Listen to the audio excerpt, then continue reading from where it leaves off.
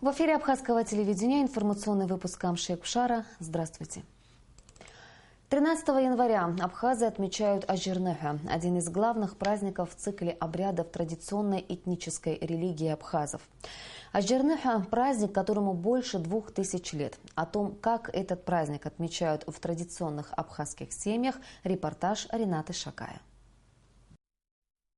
Ажирнеха – семейный родовой праздник, который связан с божеством кузни и кузнечного ремесла.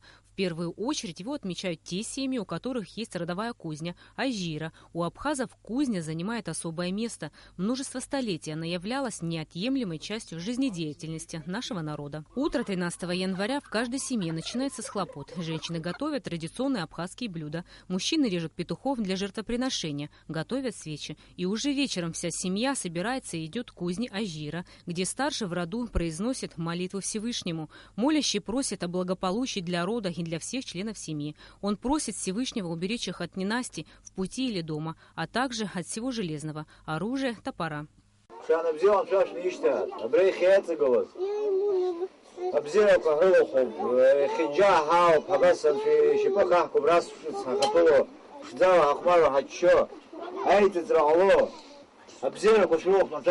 Семьи, у которых родовой кузни нет, также празднуют Ажирнеха, но проводят более простые обряды. На следующий день после праздника обычно все ходят в гости друг к другу, посещают соседей, родственников. В этот день большое значение придается всем поступкам и словам.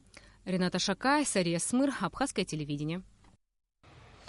МИД Абхазии выступил с комментарием по поводу подписанного премьер-министром Артуром Микваби распоряжения, касающегося выработки временных ограничительных мер в отношении отдельных видов товаров, страной происхождения которых является Турция.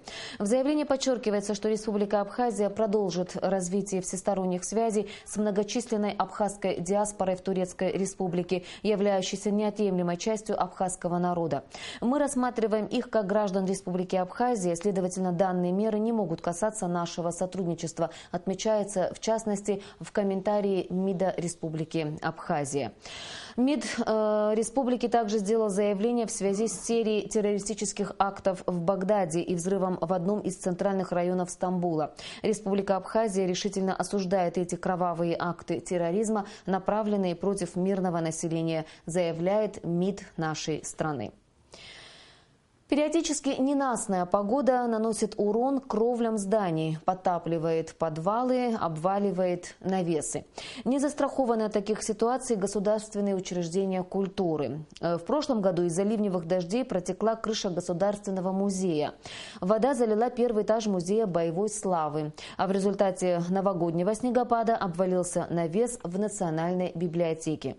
Как сегодня обстоят дела с кровлями в этих зданиях, выясняли наши корреспонденты. Самая большая библиотека республики обладает книжным фондом в количестве 450 тысяч экземпляров. Но после ремонта, длившегося почти 3 года, в отсутствии необходимого оборудования книги пока простаивают в коридорах и отделах, упакованные в коробки. 14 тысяч упаковок. Каждый ящик примерно 15-20 килограммов. Вы представляете, если объявится чемпионат мира по тяжелой атлетике, то мои девочки точно займут призовые места. Я им благодарен. Библиотека пока не обслуживает читателей, но работа кипит. Уже составлен электронный каталог на 122 тысячи наименований книг. Сотрудники библиотеки работали и в новогодние праздники. Именно поэтому они оказались на месте утром после обвала навеса над актовым залом. Козырек шириной в 7 метров был изготовлен из обычного поликарбоната и имел чисто декоративное значение. Был сооружен без специальных подпорок и поэтому не выдержал тяжести осадков. Комментируя протечку крыши, сотрудники Сухумстроя уточнили, что крыша библиотеки представляет собой двускатную кровлю. Снег и вода собрались в деталях конструкции, которая представляет собой обыкновенный желоб. По нему отводятся осадки, попадающие на скаты кровли. Когда на библиотеке снег с 2 скатов сошелся в Яндову, он закрыл проход, который должен отводить воду, по идее. В принципе, мы поднялись туда. Поднялись, 2-3 раза вот так мы лопатой освободили это, и все, и вода понесла за собой и снег, и все, и она ушла, течь тут же прекратилась. То есть надо было буквально 2 минуты. Сотрудники Сухумстроя обращают внимание, что после сдачи объектов их эксплуатация должна осуществляться на должном уровне. К примеру, после сильных снегопадов убирать снег с крыши, а засоренные ливневые стоки очищать от хвои и листвы. Но все, что произошло, мне кажется, это стихия. Вы знаете, мы приняли здание, но для того, чтобы, знаете, здание же надо же обслуживать, нужны соответствующие службы, которых в библиотеке не предусмотрено. В первый же рабочий день после новогодних праздников в Министерстве культуры прошло рабочее совещание по ситуации в Национальной библиотеке с участием представителей Абхазтехнадзора, Управления по строительству и архитектуре, Сухумстроя и руководства Нацбиблиотеки. Обвалившийся навес над актовым залом библиотеки в двухнедельный срок будет восстановлен. Прошедший снегопад не нанес ущерба кровлям Государственного музея и Музея боевой славы. Руководство музеев сообщило, что протечки крыши, имевшие место в прошлом году, были своевременно устранены сотрудниками Сухумстроя. Рамич Бабислан Джинжоля, Абхазское телевидение.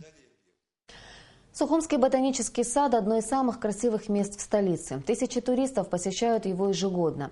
Но природные катаклизмы, такие как снегопад и серьезное похолодание, могут негативно сказаться на состоянии растений.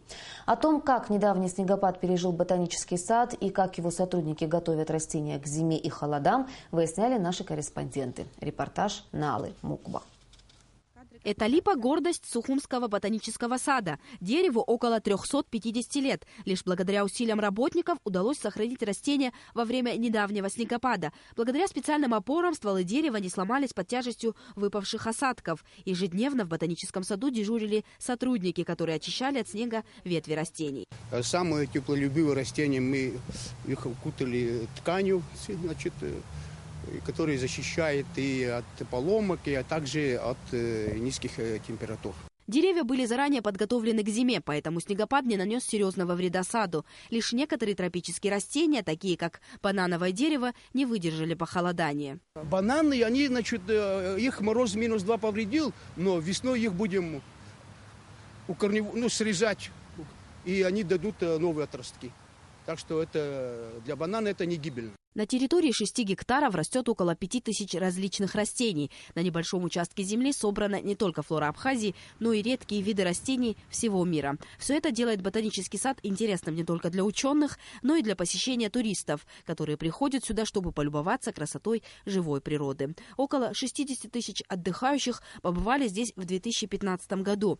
Есть планы по развитию комплекса, и это может в будущем привлечь еще больше гостей. В прошлом году я был в Лондоне, значит, в Королевском ботаническом саду Кью. Там, значит, наблюдается сочетание гармоничное. Очень много птиц. Люди посещают, и тут они видят радость, красоту, гармонию в природе. Здесь должны быть птицы, я имею в виду крупные, водоплавающие. И, конечно, это требует большие затраты, но мы запланировали, сколько сможем в этом году, мы постараемся это осуществить. Недавний снегопад показал, что ботанический сад в целом готов не только к зиме, но и природным катаклизмам. Температуру -5 градусов ниже нуля большинство растений выдержали. Но в случае еще большего похолодания, что крайне редко бывает в Абхазии, тропические растения могут погибнуть. Нала Мукба, Астамур Гожба, Абхазское телевидение. Планы развития автомобильного спорта в Абхазии, планы сотрудничества с российскими коллегами, а также возможность проведения в 2016 году международного турнира по классическому ралли в Абхазии обсуждались на встрече вице-президента Виталия Габния с группой учредителей Федерации автомобильного спорта Абхазии во главе с президентом Федерации Джумбером Соломко. Один из участников встречи, организатор соревнований по классическому ралли в России, генеральный директор компании ТТК Моторспорт Эвенс Тимур Кафаров, отметил, что в Абхазии есть все условия для развития автомотоспорта. Природный рельеф, климат, интерес молодых людей к данному виду спорта. Вице-президент выразил уверенность в том, что развитие автомобильного спорта в Абхазии, в том числе проведение соревнований, положительно скажется на общей ситуации на дорогах. Повысится культура и безопасность вождения. Об этом сообщает официальный сайт президента Абхазии. И в завершении выпуска о погоде. По сообщению гидрометеослужбы, завтра в Абхазии будет облачно, дождь, в предгорьях и горах снег. Температура воздуха ночью +3-5, днем +9-11 градусов.